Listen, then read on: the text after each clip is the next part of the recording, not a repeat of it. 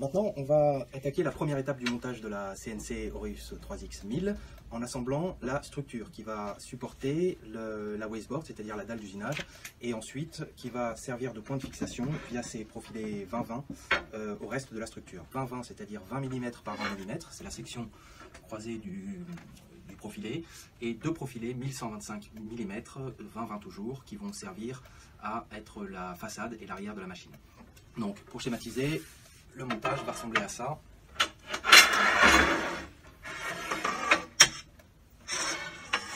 Donc il faut évidemment avoir une table définitive, puisque ça vous évitera d'avoir à déplacer la machine une fois montée, et ça permettra que la structure reste en place de façon plus solide. Donc, grosso modo, voilà ce qu'on veut atteindre comme objectif, plus ou moins. Vous avez dans le manuel des mesures qui vous seront données précisément en début de manuel, en vous disant quel est l'entraxe entre chacun des profilés, notamment les profilés transversaux ou longitudinaux, selon où on regarde, dont l'espacement est important, puisque après ça, la wasteboard va avoir besoin des rails qui sont à l'intérieur des profilés aluminium pour se fixer. Donc, ce que je vous conseille de faire, c'est de vous reporter au manuel et de préparer les 8 cornières en fonte d'aluminium, ainsi que les vis M5 par 10 et les écrous en T qui vont permettre le montage. Donc on va commencer par assembler une première cornière. Moi je vous conseille de les préparer en dehors du montage, c'est-à-dire librement. Vous aurez moins de contraintes que de les positionner directement. Donc vous positionnez une vis et vous préparez l'écrou en T. Donc on a deux vis et deux écrous par cornière. Donc là je vais préparer ma première cornière. Je vais préparer aussi ma clé Allen qui a priori est une clé de 3, si je ne me trompe pas. Alors les clés Allen vous sont livrées avec l'outillage dans le pack accessoire qui contient aussi la trousse à outils. Donc je me reporte à mon schéma sur le manuel d'utilisation et je vois que j'ai donc mes deux profilés 1125 qui vont être l'avant et l'arrière de la machine, et j'ai un premier montage à faire tout au bout d'un des profilés. Je vais donc insérer mes cornières dans les rails, donc les écrous en T vont dans les rails, et je vais progressivement tourner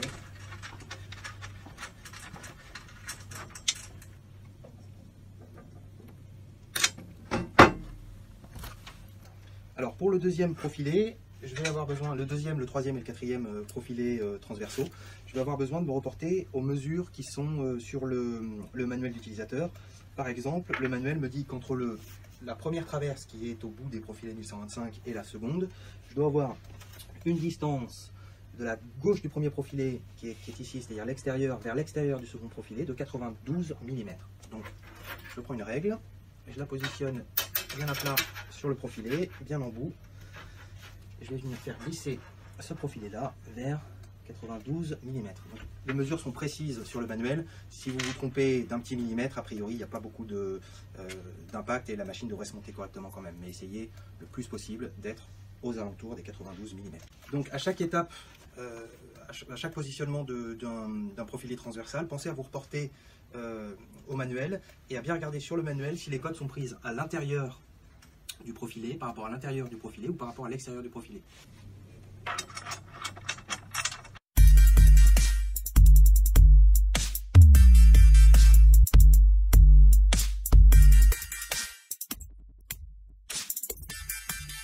la structure est montée, je vérifie que tout est bien solidaire et n'hésitez pas en fin de montage à refaire un tour des 2, 4, 6, 8, 10, 12, 14, 16 vis que vous avez serrées pour vous assurer que vous avez mis le bon couple et qu'il n'y a pas de risque qu'avec les vibrations, les vis aient tendance à se desserrer. Voilà, un bon couple mis à cette étape vous évitera d'avoir à revenir plus tard pour des vis desserrées qui produiront des petites vibrations ou des petits bruits lors d'usinage.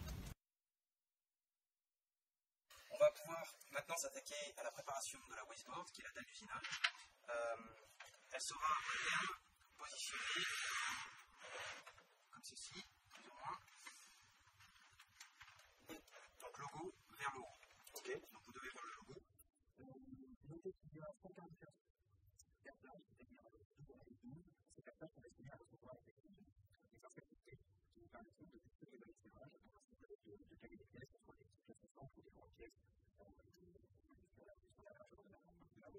donc 144 points. Donc ça, c'est la position définitive. Pour préparer la méthode, il va falloir commencer par la retourner. La méthode confortable. Et attaquer. Donc ça, c'est 144 sans serre. C'est une étape un peu laborieuse qui va prendre un peu de temps. Alors, on va expliquer une fois. C'est pas une clé M de 5. On peut voir l'intérieur de l'équipe. On va une clé dans le capteur de 5. On va voir que c'est relativement facile à trouver. Le plus vertical possible et avoir une bonne version, c'est-à-dire que l'insertion soit verticale par rapport au compression verticale. Ça ne va pas être seulement, il ne va pas falloir mettre un coup trop élevé. Donc, le coup de serrage, c'est la force que vous appliquez en fin de serrage. Donc, je pense qu'il y a des images qui vont venir avec un petit peu de temps. On va pas imaginer que ça va s'appliquer. Si vous avez une sélection de personnes, vous avez un petit peu de temps à faire des tests. Vous pouvez aussi utiliser le temps d'utiliser un groupe avec une fois à la 5 mm, soit aussi quand on est perdu, on peut aller à 5 mm sur le temps. C'est une défense importante. Ça va être important. On va faire des instruments. Donc, je vais continuer l'explication là, on va parler de l'instrument.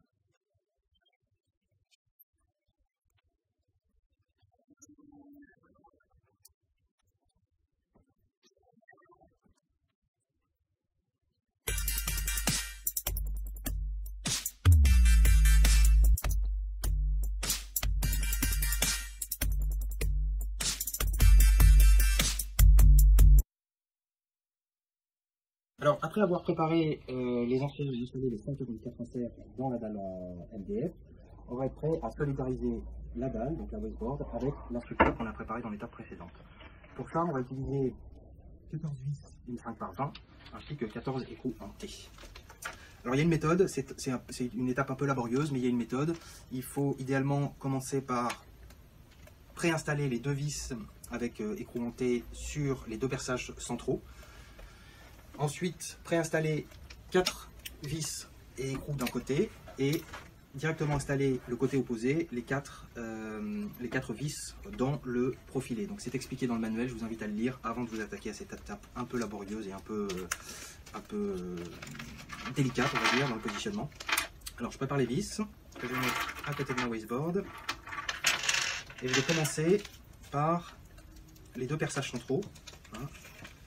Donc souvenez-vous qu'évidemment ce côté où on voit les inserts, c'est le dessous de la wasteboard. Donc il faudra que les écrous en T sortent de ce côté-là. Donc je vais commencer par prépositionner les deux centraux. Donc vous allez voir les vis sortir, et d'une, et de deux. Et je vais, pour pas qu'elles reviennent, pour pas qu'elles se rétractent, directement installer les écrous en T.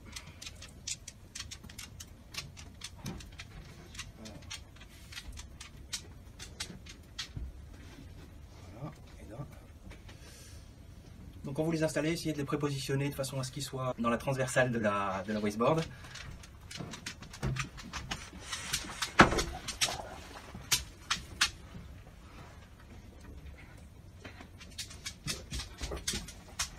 Voilà, hop.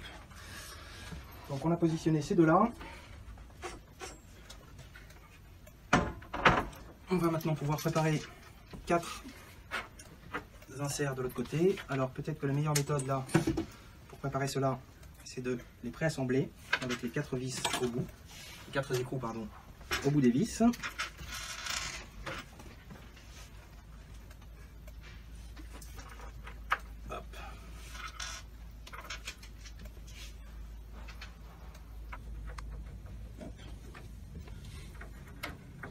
En fait, je vais faire le tour, je vais préinstaller les vis comme ça, en faisant le tour de la wasteboard, sauf un côté.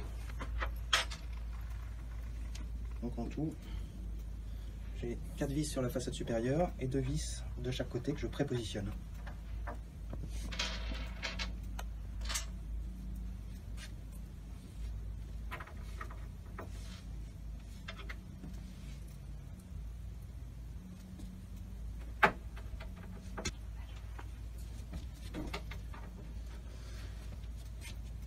Une fois qu'elles sont prépositionnées, je vais positionner les 4 dernières directement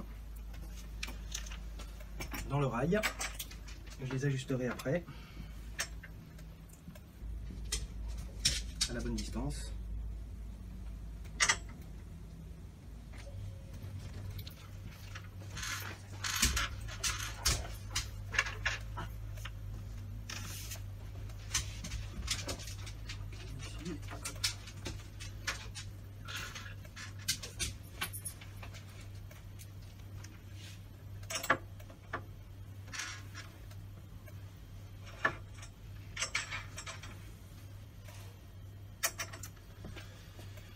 Voilà. Alors maintenant, l'objectif, ça va être de faire rentrer les vis qu'on a déjà installées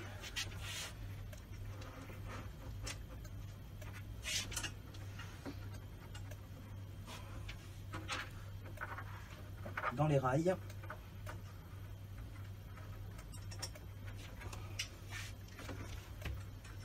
Donc ça demande un peu de patience et de précision. Et c'est prévu pour. Donc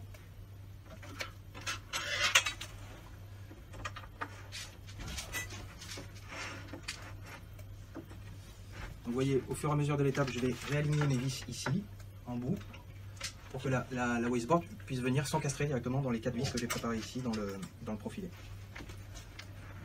Et si la magie opère, on devrait arriver relativement facilement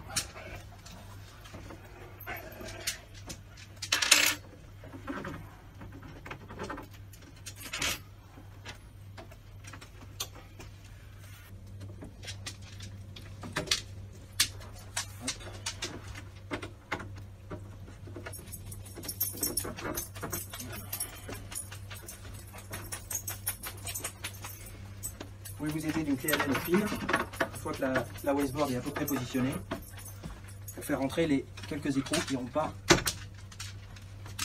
déjà saisi leur slot, leur rail. Voilà. Hop, hop. De mon côté, c'est bon. Et ici.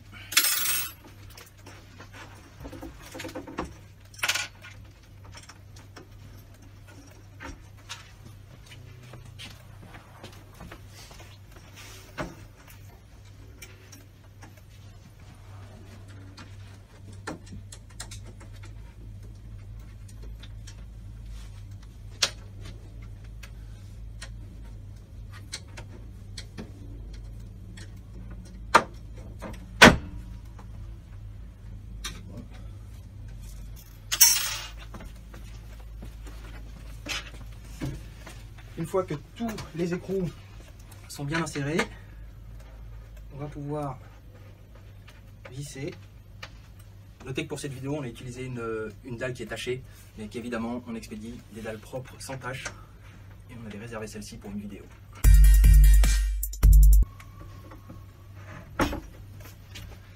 Voilà, l'installation de la wasteboard est terminée. On va pouvoir maintenant passer à l'assemblage de la structure.